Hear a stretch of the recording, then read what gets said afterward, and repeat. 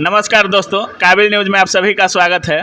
जैसा कि कुमार गौरव सर हमेशा बोलते हैं कि ना संघर्ष ना तकलीफ़ तो खाक मज़ा है जीने में, बड़े बड़े तूफान थम जाते हैं जब आग लगी हो सीने में।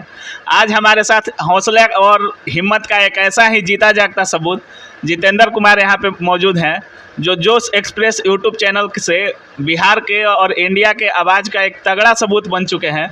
भैया स्वागत है आपका काबिल न्यूज़ में। Thank you. और आपके दर्शकों को मैं बता दूं, जिस तरह से नाम है, किसी भी मंजिल को पाने के लिए ना काबिलियत चाहिए। गौवा में कहते हैं कितना काबिल बने, अब काबिल बने लगल, ऐसे लोग कहते हैं, लेकिन आप सच में काबिल दिखा रहे हैं और काबिलियत है कि यहाँ तक आप आए हैं और अच्छा होना चाहिए। कहते हैं ना कि कुछ भी नहीं है मुश्किल, अगर ठान लीजिए, बस एक बार मेरा कहा मान लीजिए। इस धरती पे कुछ नामुमकिन नहीं है, बस लोगों की ये फितरत हो जाती है, यार क्या है कैसे है। सबसे बुरा रोग कि क्या कहेंगे लोग, सबसे बुरा ये रोग है, इसका इलाज भी नहीं होता है। ना कोई सर्जन कर पाएगा, ना कोई MBBS कर पाएगा, कोई नहीं कर पाएगा।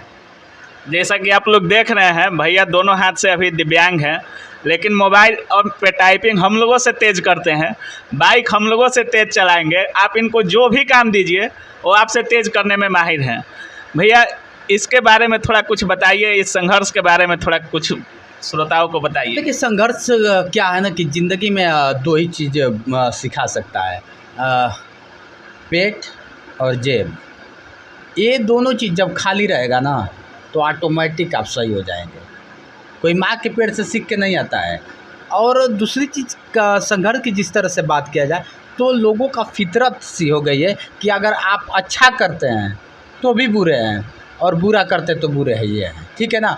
तो हम जिस कार्य से हैं, जिस क्षेत्र में है, हमें ऐसा नहीं है कि मतलब अरे यार क्या है, कुछ नहीं है। आपको जो करना है करिए।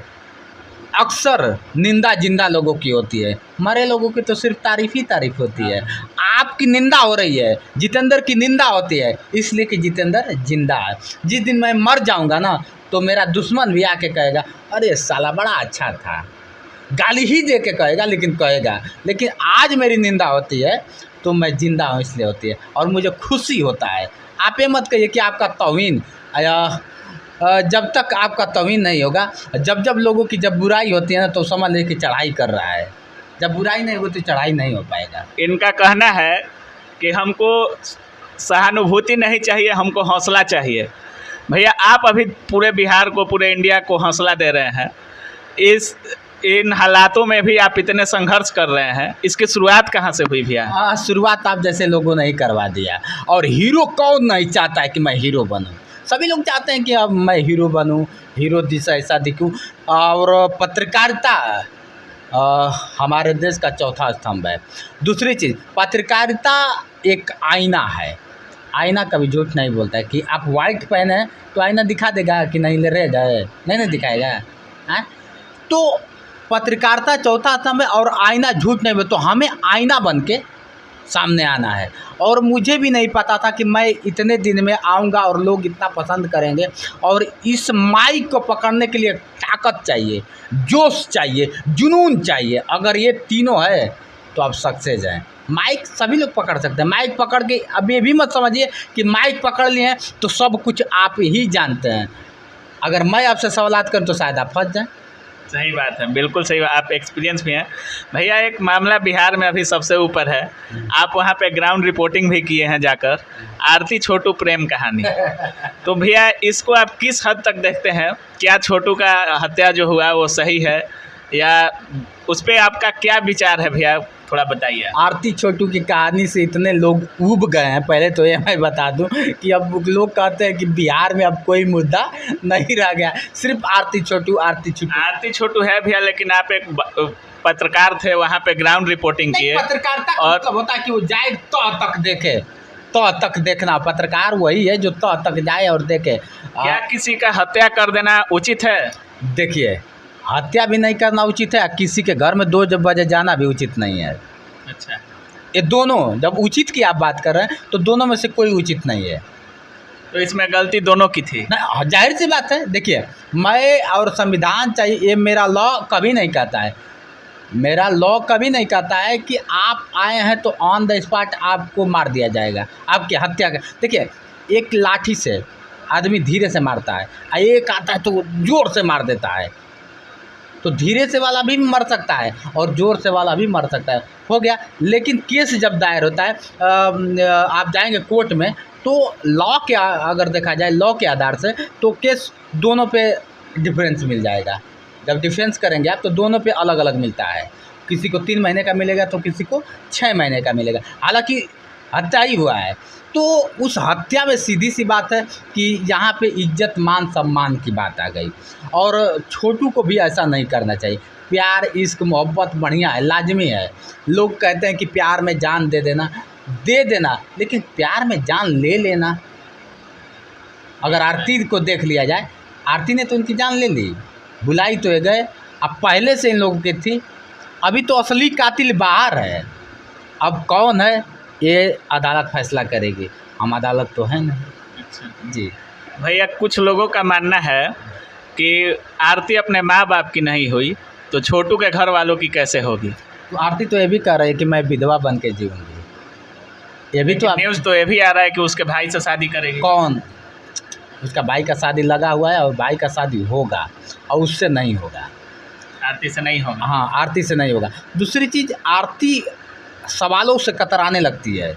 जैसे एक मामला आपका सोनू का निकला था, सोनू से आप उसके हिसाब से पूछते हैं तो दिक्कत नहीं होगा, जैसे ही उसके हिसाब से थोड़ा सा भी डिफरेंस करेंगे तो उसको दिक्कत होने लगता था। तो सेम कंडीशन आरती का भी है। जैसे सोनू के बाद आरती अब निकली है। आपके बिहार में अक्सर ऐसा मुद्दा होता है जो खूब वायरल चलता है। अब यूट्यूबर खोज रहे हैं कि अब कौन सा मुद्दा निकलेगा कि हमें TRP मिल जाएगी, हमें मतलब ये चीज़। तो आरती कहीं ना कहीं अपने वादा से मुकर रही है। आज ठीक है, मैं जानता हूँ कि मानसिक संतुलन खो देने के नाते 50 लोग एक ही बार माइक लगा के पूछते, तो हम भी गड़बड़ा जाएंगे। लेकिन कहीं ना कहीं उसकी अभी भी सच्चाई सामने निकल के आई नहीं है। अगर CBI जांच करे, मरा तो कैसे मरा, कई लोग तो कह रहे हैं कि शॉट से मरा। मैं उसके बाप से खुद पूछा, मैं वीडियो भी होगा, बाप के सामने खुद बाप कह रहा है कि मेरे सामने उसकी मौत हो रही थी।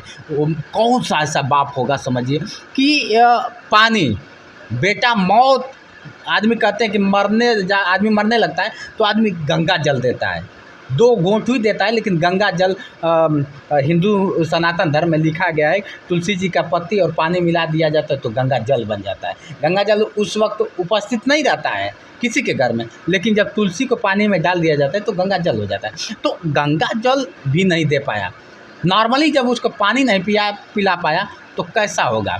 आज दुर्भाग्य तो इस बात का है, उसने ये भी कहा, अभी भी मेरे वीडियो में है, कि 5-6 दिन पहले से उसको लोग खोज रहे थे। तो मैं उनसे भी ये जानना चाहता था कि आखिर जब 5-6 रोज़ पहले से मामला आपके दिमाग में आ गया तो क्या अपने बेटे को रोक नहीं पाते हैं आप? बिल्कुल भैया। आप बताइए, अगर मैं चाहूँगा कि मेरा बेटा मेरे सामने मरे, 2 लड़के हमारे हैं, साला कभी नहीं चाहूँगा। मैं मरूँगा, उसके बाद मेरा बेटा मरेगा, मेरे मरने के बाद मेरा बेटा मरेगा। जब मैं ये जान जाऊँगा कि 5-6 दिन महीने, तो मैं उसे बचाने की कोशिश करूँगा, उसे अपने छत्र छाया में रखूँगा कि इसको आँच ना लगे। एक माँ आँचल क्यों लगाती है कि बेटे को आँच ना लगे? एक बाप अपने छत्र छाया उस पर क्यों डालता है कि बेटे को कहीं किसी चीज़ का मतलब कोई अवहेलना ना कर पाए? क्या समझ रहे हैं? तो जब छोटी जी के पिताजी को जब पता था, अभी भी वीडियो है मेरे चैनल पे, जो सक्सेस पे जाकर देख लीजिए, उन्होंने अपनी ज़बान से कहा था कि 5-6 दिन रोज़ पहले ऐसा हुआ था। तो इसमें किसको दोष दिया जाए? आरती को दोष दिया जाए, उसके पिताजी को दोष दिया जाए, कि आरती के घर वालों को दोष? जिस स्थिति में लोग कहते हैं कि नग्न अवस्था में पाए गए। अब 2 बजे रात को कोई गया तो था नहीं। अब मैं उसके छोटू के आरती के घर भी जाके देखा था कि आरती का घर बीच में है और अगल बगल, मतलब ये समझ लीजिए हम लोग बीच में हैं, अगल बगल इतने सारे घर हैं कि अगर चीख भी आती तो चाहते तो गांव वाले उसको बचा लेते। क्या पूरे गांव वाले से उसकी दुश्मनी थी? गांव वाले बाइट करने से डर रहे हैं, उसके नाम से मतलब बोलना तक नहीं चाहते हैं। ऐसा क्या हुआ था? अभी इसका मामला खुलासा नहीं। सभी लोग कह रहे हैं, हम भी गए थे तो खुलासे करने गए थे, लेकिन हम भी नहीं कर पाए, जो बात है सच्चाई है। लेकिन अब इस मुद्दा को हम लोग हटा दें तो ही अच्छा हो, क्योंकि इससे बिहार का बदनामी नहीं, पूरे भारत की बदनामी हो। को काबिलियता को आप देख लीजिए। इनकी काबिलियता इतनी है कि किसी ने कह दिया कि ज़्यादा काबिल बनोगे तो इन्होंने काबिल न्यूज़ रख दिया। तो काबिल न्यूज़ पे आप लोग जाइए, सबको दिया है, एक बार शेयर और सब्सक्राइब कर लीजिए ताकि इनकी भी जो हार्दिक इच्छा है, बेचारे ये भी अब तो रह गया वो क्या बोलते हैं, अब ये उसमें नहीं जाएंगे, 4 साल वाले में जाएंगे भी नहीं। तो तैयारी करते करते थक गए हैं। अब ये चाहते हैं कि हम भी कुछ आवाज़ उठाएं। होना चाहिए, सबको होना चाहिए। एक लोग अगर आवाज़ उठाएंगे तो निश्चित बिहार ही नहीं पूरा भारत बदलेगा। तो आप भारत को बदलने में साथ दे रहे हैं, इससे और सौभाग्य कुछ नहीं हो सकता है।